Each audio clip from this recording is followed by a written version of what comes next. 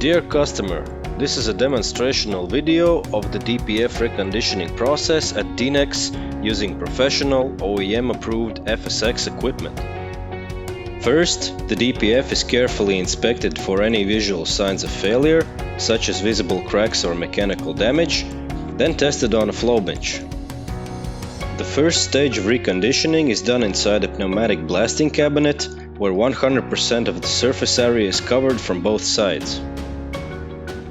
The upward jet also functions as a test for any hidden cracks inside the core. The second stage of reconditioning is done inside a controlled heating cabinet to loosen any remaining hardened ash.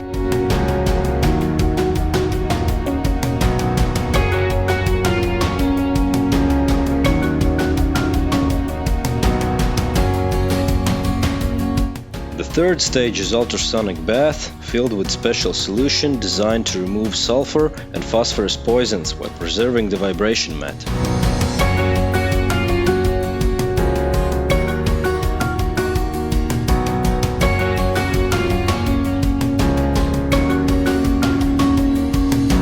The substrate is then rinsed with clean water to wash away any remaining debris.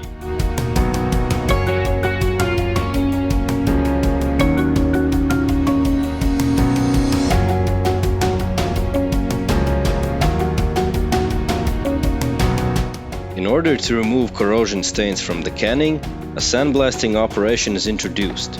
It also improves the sealing surface if rusted.